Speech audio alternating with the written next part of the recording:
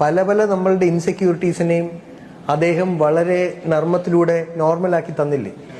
നമ്മുടെ വടക്ക് നോക്കിയന്ത്രം, തലയണ മന്ത്രം, അതൊക്കെ ക്രിട്ടിസൈസ് ചെയ്യുകയും ചെയ്യും. മിഥുനത്തിലെ മറ്റേ സീന് കമ്പോസ് ചെയ്യുമ്പോ വേണുവെങ്കിലുണ്ട് ആ സീനില്, ഇത്രയും ആൾക്കാട്ട് ഇന്നസെന്റ് അങ്കിളുണ്ട്, ഇവരൊക്കെ ഉണ്ട്. അപ്പൊ അതിലാണല്ലോ മറ്റേ മഹാന്റെ ശിരസ് പിളർന്നിരിക്കട്ടെ എന്നൊക്കെ ഒരാൾ എഴുതണമെങ്കിൽ എന്താ ഏറ്റവും പൂജാവേളയിൽ അസഭ്യം പറയരുത്. അതും പുള്ളിയുടെ ആദ്യത്തെ സിനിമയില് അച്ഛൻ എഴുതിയിരുന്നത് മോഡൽ നമ്മളറിയാം. ഇതില് 3 പേരും കോഴികളാ.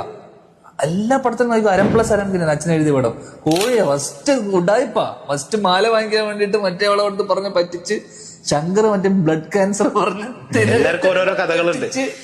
അപ്പൊ എന്തൊരു ഉടായ്പായിരിക്കണം, ഇവരുടെ ചിന്ത എങ്ങനെയായിരിക്കണം. മുകുന്ദേട്ട സുമിത്ര വിളിക്കുന്നു എന്ന് പറയുന്ന പടത്തിൽ ഈ കഥാപാത്രം പറ്റിക്കാത്ത മറ്റൊരു കഥാപാത്രം ഇല്ല.